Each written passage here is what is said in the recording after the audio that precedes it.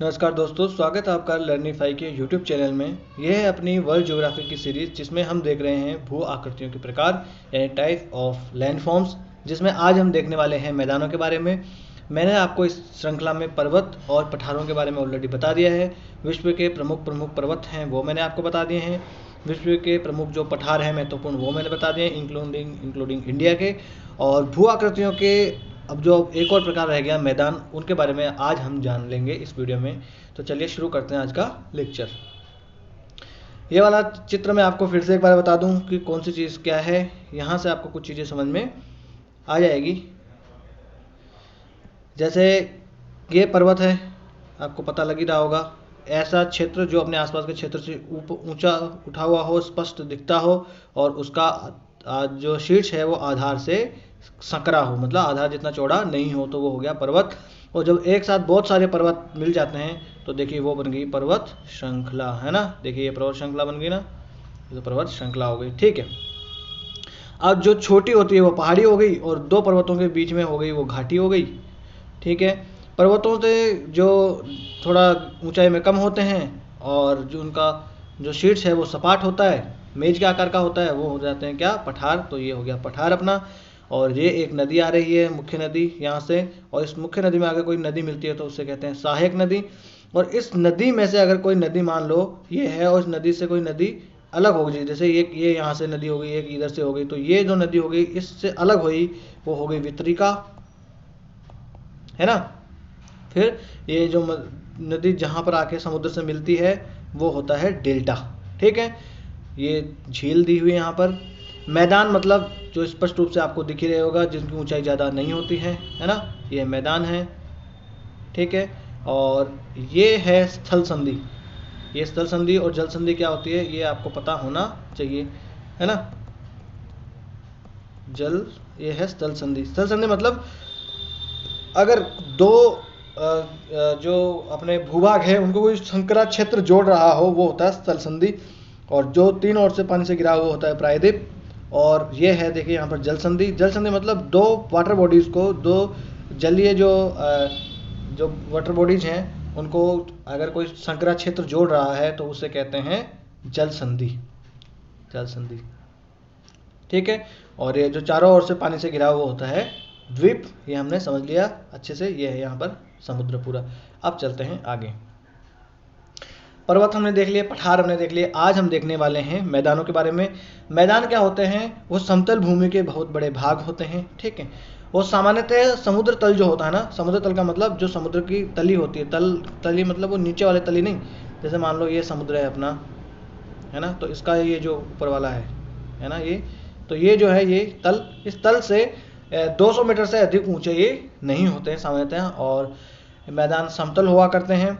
और कुछ मैदान जो है वो उर्मिल या तरंगित भी हो सकते हैं, यानी इस प्रकार से मैदान भी बने हुए हो सकते हैं। और अधिकांश मैदान जो है वो नदियों और उसकी सहायक नदियों द्वारा ही बने होते हैं, ठीक है। जैसे भारत में अगर देखा जाए तो गंगा और यमुना का मैदान, गंगा और ब्रह्मपुत्र का मैदान हो गया, है ना, सिंधु नदी का मैदान हो गया, इस प्रकार से बने होते हैं, ठीक है।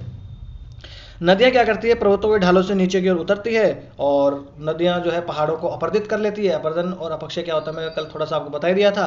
अपक्षय मतलब कोई चट्टान जो है अपने ही स्थल पर टूट जाए तो वो अपक्षय हो गया। और वो जल के द्वारा, पवन के द्वारा, हिमानी के द्वारा, अगर हिमानी मतलब ग्लेशियर के द्वारा अगर वो टूट के कहीं दूसरी तरफ चली जाती है तो वो होता है अपर्दन। इनके द्वारा अगर उसको घर्षित वगैरह किया जाता है तो वो होता है अपर्दन। तो ये नदियाँ जब पहाड़ों से नीचे उतर के आती है तो वो अपरदित करती है।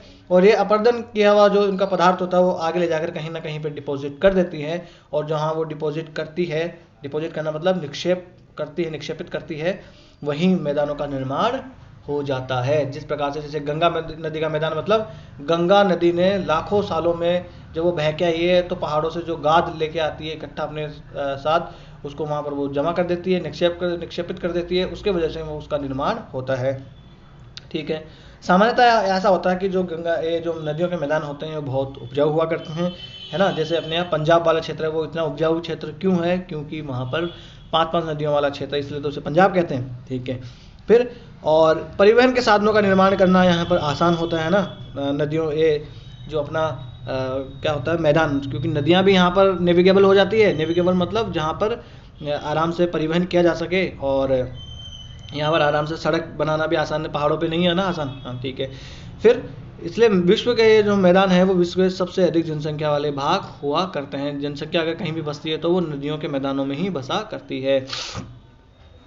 नदियों में से जो मैदान बनाए जाते हैं वो जैसे एशिया में या अमेरिका में वो पाए जाते हैं। एशिया में सबसे बड़ा अगर देखा जाए तो भारत में जो गंगा और ब्रह्मपुत्र का मैदान है, और चीन में यांगत्से नदी का जो मैदान है वो इसका उदाहरण है कि जो है बड़े बड़े मैदान नदियों के द्वारा बनाए गए हैं।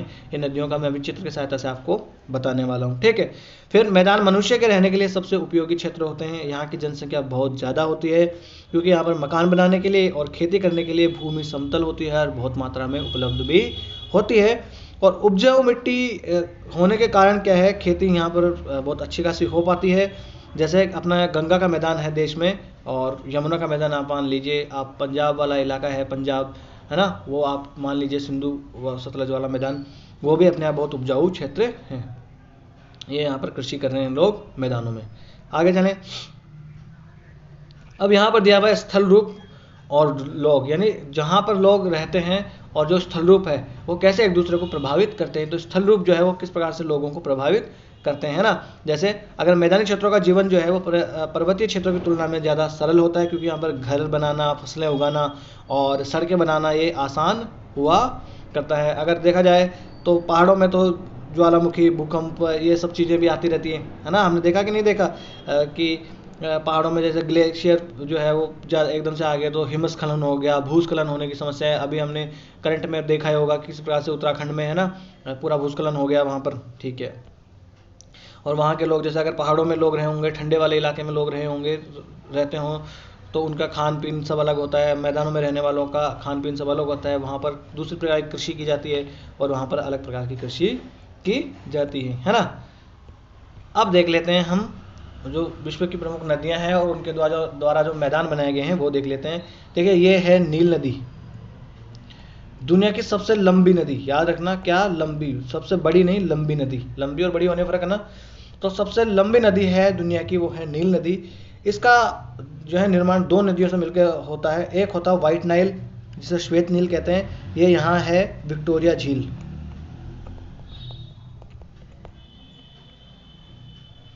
तो विक्टोरिया झील से निकलती है व्हाइट नाइल, ठीक है। और यहाँ पर है इथियोपिया नाम का एक देश, और यहाँ पर है इथियोपियन हाईलैंड्स, और वहाँ से निकलती है एक ब्लू नाइल रिवर या नीली नील जिसे कहते हैं, वो निकलती है। और यहाँ से फिर ये दोनों नदियाँ खार्तूम नाम की जगह पर एक जगह मिल जाती है, और जो है उससे निर्माण होता है नील नदी का। और ये नील नदी जो है जाती है, जाके गिरती है यहाँ पर अपने भूमध्य सागर में। भूमध्य सागर में जाकर ये गिरती है। ये आपको चीज़ें याद रखनी है यहाँ पर। और यहाँ पर देखिए द ग्रैंड रेनेसा डैम बना लिया है किसने, इथियोपिया ने। और ये ग्रैंड रेनेसा डैम बना लिया है, इसकी वजह से इथियोपिया और मिस्र के बीच में युद्ध की नौबत भी आ जाती है ना। क्योंकि यहाँ पर अगर ये डैम बना लेगा तो आगे वाले जो स्टेट है उनको पानी नहीं मिल पाएगा। और ये 11 जो है देशों से होकर ये नदी गुजरती है, परंतु इसका नाम किसके साथ जोड़ा गया है, ज़्यादातर मिस्र के साथ ही नील नदी का नाम जोड़ा जाता है। क्योंकि ये मिस्र है, पूरा एक मरुस्थल वाला क्षेत्र है, और इसकी प्राणदायिनी नदी जो है वो सिर्फ कौन है, नील नदी है, ठीक है। तो ये हमने देख ली नील नदी। विक्टोरिया झील से इसका उद्गम होता है ना। विश्व की सबसे लंबी नदी काहिरा जो है मिस्र की राजधानी, वो बसी हुई है किसके ऊपर, नील नदी के ऊपर ही बसी हुई है, ठीक है। आगे चलें। अब आ जाती है विश्व की सबसे बड़ी नदी। वो थी विश्व की सबसे लंबी नदी और विश्व की सबसे बड़ी नदी, है ना, जो बहुत ज़्यादा देशों में फैली हुई है। और बाय वॉल्यूम अगर देखा जाए, पानी की वॉल्यूम की मात्रा में, तो ये सबसे बड़ी नदी है अमेजन नदी।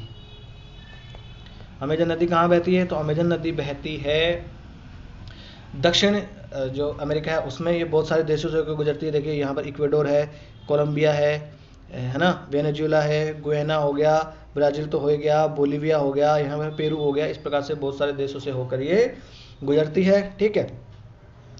और ये जाके कहाँ गिरती है, अटलांटिक ओशन है यहाँ पर, अटलांटिक ओशन में जाके ये गिरती है ना। कैरिबियन सागर भी है यहाँ पर एक, तो ये अटलांटिक ओशन है, कैरिबियन सागर में जाके ये नदी गिरती है, दुनिया की सबसे बड़ी नदी। और यहाँ पर ये एक बहुत उपजाऊ मैदान का निर्माण करती है। और यहाँ पर तो जो है जंगल भी है, अमेजन के वर्षा वन, अमेजन के वर्षा वन। जब वनों के बारे में पढ़ेंगे तब हम जानेंगे इन्हें दुनिया के फेफड़े कहा जाता है। क्यों?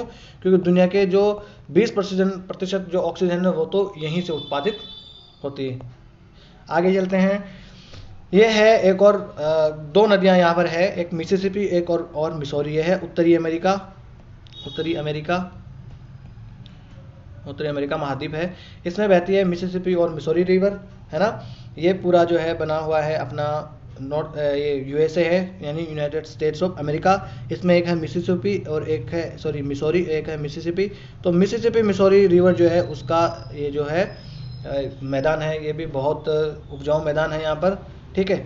टेनेसी घाटी रिवर जो है वो यहाँ पर टेनेसी घाटी परियोजना जो है वो यहाँ पर बनी हुई है, और इसी परियोजना को देखते हुए हमने भी भारत में जो है बांध परियोजनाओं की शुरुआत करी थी। ये बहुउद्देशीय परियोजना है, जिसमें मतलब बिजली बनाना, पानी की सप्लाई पीने के लिए, कृषि के लिए, सिंचाई के लिए उपयोग इसका किया जाता है ना। ये ओहायो स्टेट है यहाँ पर। चलें आगे। मिसिसिपी मिसौरी उत्तरी अमेरिका में है, ठीक है।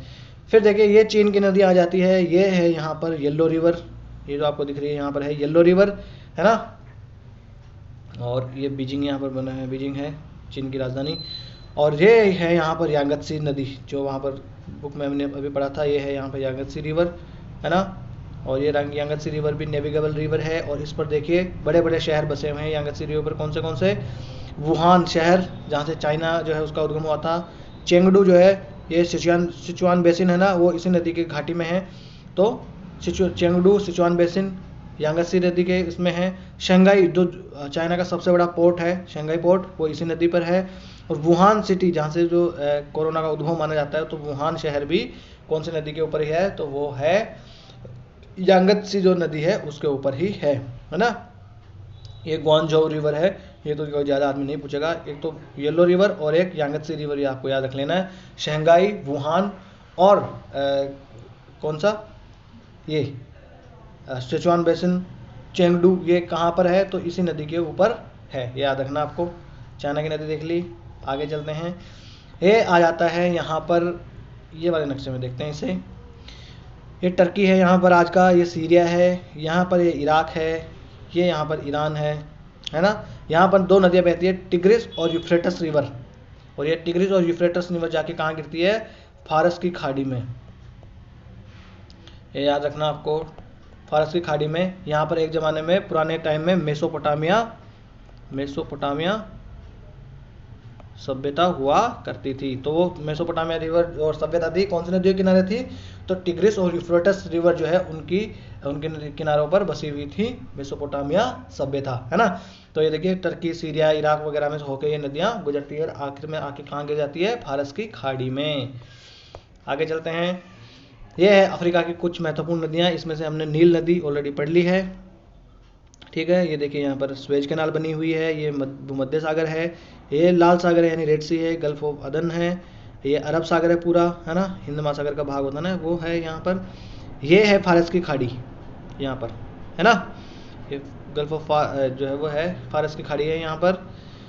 और ये है अपनी जाम्बेजी नदी। कल मैंने आपको बताया था कटंगा प्लेटू यहाँ पर है, कटंगा प्लेटू। उस कटंगा प्लेटू से एक नदी निकलती है जाम्बेजी, जो आके गिरती है हिंद महासागर में। एक नदी यहाँ से निकलती है कांगो, जो जाके गिरती है कहाँ पर? अटलांटिक महासागर में। ये आपको याद रखना है।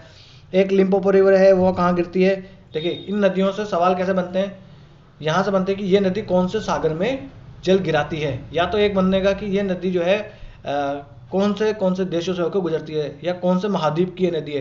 तो सबसे फ्रीक्वेंट क्वेश्चन तो ये बनता है कि कौन से सागर में ये नदी अपना जल गिराती है। तो लिम्पोपो रिवर कहाँ? अटलांटिक ओशन में जाती है। ऑरेंज रिवर कहाँ जाती है? ऑरेंज रिवर जाती है अपनी अटलांटिक महासागर में, है ना।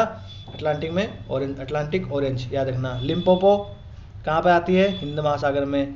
और ये जाम्बेजी कहाँ आती है? हिंद महासागर में। कॉन्गो रिवर कहाँ जाती है? अटलांटिक ओशन में। यहाँ पर देख लीजिए बनी है, ये है सेनेगल रिवर, ये नाइजर रिवर है ना। ये देखिए नाइजर रिवर आके गिर जाते हैं यहाँ। ये वोल्टा रिवर है कुछ छोटी सी, ठीक है। ये लेक विक्टोरिया, यहाँ से नील नदी निकलती है, समझिए आप। लेक तंगानिका, लेक न्यासा यहाँ पर बनी हुई है। ये सोमालिया देश है, आपको बताता चलूँ। ये केन्या नाम का देश है, ये तंजानिया नाम का देश है, है ना। ये इथियोपिया है, ये इरिट्रिया है, यहाँ पर एक छोटा सा देश है जिबूती, जहाँ पर चीन जो है उसका सैन्य अड्डा है। ये है यमन देश, ये यमन है, ये ओमान है, ये सऊदी अरबिया है, ये यूएई है, ये यहाँ पर ईरान बना हुआ है ना। चले आगे, ये छोटा सा देश कुवैत है। यहाँ पर आगे चलते हैं, बस आगे यही है। तो मैदान अपना भू आकृतियाँ जो है समाप्त हो गई है। आज का लेक्चर जो है हम यहीं समाप्त करते हैं। इस लेक्चर की अगर आपको पीडीएफ चाहिए तो मिलेगी आपको लर्निफाई अनलॉकिंग नॉलेज के नाम से हमारा चैनल है टेलीग्राम पे, यहाँ से आप स्कैन कर सकते हैं। वीडियो अगर आपको अच्छा लगा हो तो लाइक कीजिए और चैनल को सब्सक्राइब कर लीजिए। और अगर आपको कोई सलाह लेनी हो या कोई सलाह देनी हो तो आप हमें कमेंट्स बॉक्स में लिखते रहिए, और बड़े ही लोकतांत्रिक ढंग से हम अपने छोटे से परिवार को आगे बढ़ाएंगे। नमस्ते, धन्यवाद।